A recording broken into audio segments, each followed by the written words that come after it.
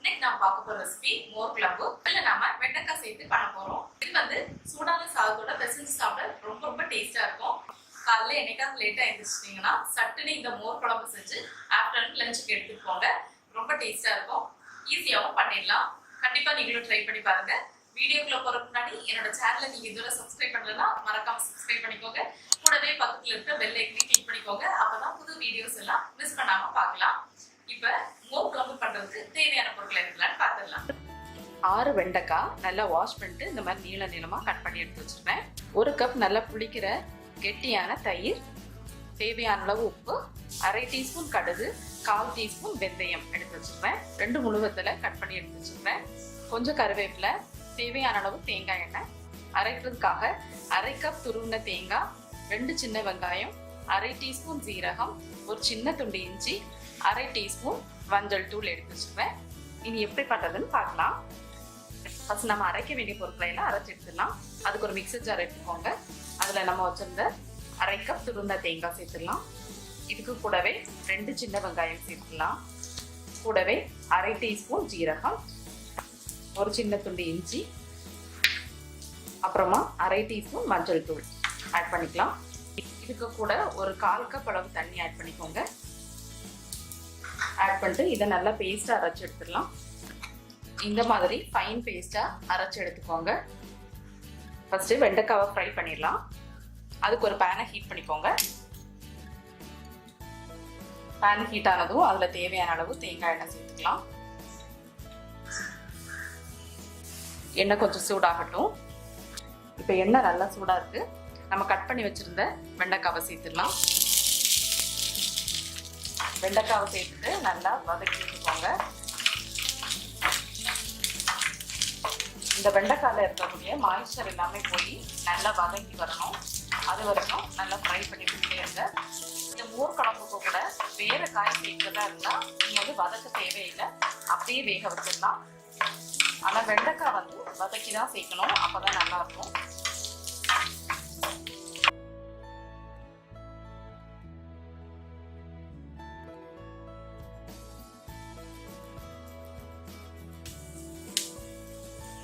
இப்போ நம்மளோட வெண்டைக்காயில் இருக்கிற மாய்ஸ்சர் எல்லாமே போய் நல்லா வதங்கி வந்துட்டு ஸ்டவ் ஆஃப் பண்ணிடலாம். இப்போ மோர் குழம்பு பண்ணுறதுக்கு ஒரு பாத்திரத்தை ஹீட் பண்ணிக்கலாம். அதில் நம்ம அரைச்சி வச்சிருந்து பேஸ்ட் ஆட் பண்ணிடலாம்.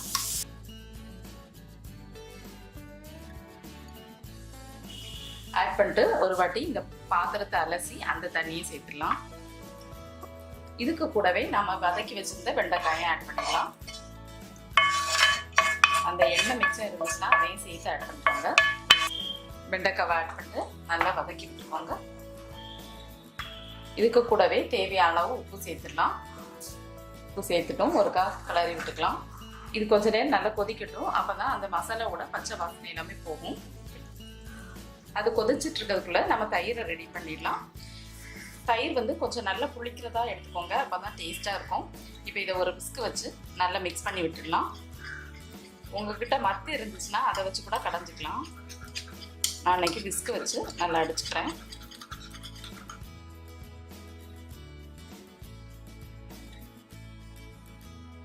பாருங்க, இந்த மாதிரி கெட்டி இல்லாம கிரீமியா இருக்கணும். அந்த அளவுக்கு கடைஞ்சி வச்சுக்கோங்க. நான் வந்து அரைக்கும் போது பச்சை மிளகாய் ஆட் பண்ண மறந்துட்டேன், அதனால இப்ப ஆட் பண்ணிக்கிறேன். நீங்க வந்து காரத்துக்கு ஏற்ப பச்சை மிளகாய் அரைக்கும் போது ஆட் பண்ணி அரைச்சுக்கோங்க. நான் அன்னைக்கு மறந்துட்டதுனால இப்ப ஆட் பண்ணிடுறேன். பாருங்க, கொஞ்ச நேரம் நல்லா கொதிக்க விட்டாச்சு. மசாலாவோட பச்சை வாசனை எல்லாமே போயிடுச்சு. இனி ஸ்டவ் ஆஃப் பண்ணிடலாம். ஸ்டவ் ஆஃப் பண்ணிட்டு இது கொஞ்ச நேரம் ஆறட்டும். சூடா நம்ம தயிர் சேர்த்தோம்னா அது திரிஞ்சு போயிடும். அதனால இது கொஞ்சம் ஆறட்டும். அதுக்கப்புறமா தயிர் சேர்த்து கிளறி விட்டுக்கலாம்.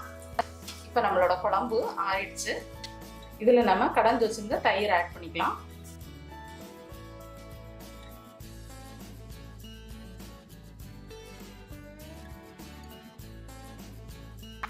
ஆட் பண்ணிட்டு நல்லா மிக்ஸ் பண்ணி விட்டுடலாம்.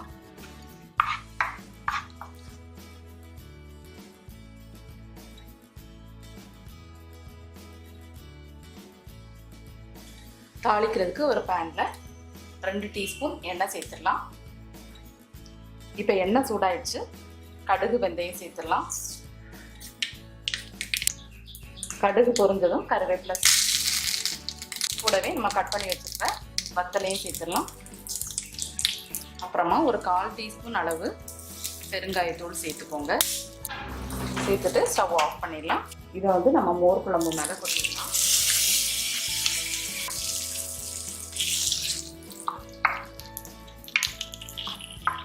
ஸோ ஃப்ரெண்ட்ஸ், இப்போ நம்மளோட சுவையான மோர் குழம்பு ரெசிபி சூப்பராக ரெடி ஆயிடுச்சு. இதை வந்து நீங்கள் சாதத்தோட பிசைஞ்சு சாப்பிடும்போது ரொம்ப டேஸ்ட்டாக இருக்கும். கண்டிப்பாக நீங்களும் ட்ரை பண்ணி பாருங்கள். ட்ரை பண்ணி பார்த்துட்டு எப்படி இருந்துச்சுன்னு உங்களோட கமெண்ட்ஸ் ஷேர் பண்ணுங்கள். இந்த வீடியோ உங்களுக்கு பிடிச்சிருந்தா என்னோட சேனலுக்கு மறக்காமல் சப்ஸ்கிரைப் பண்ணுங்கள். தேங்க்யூ.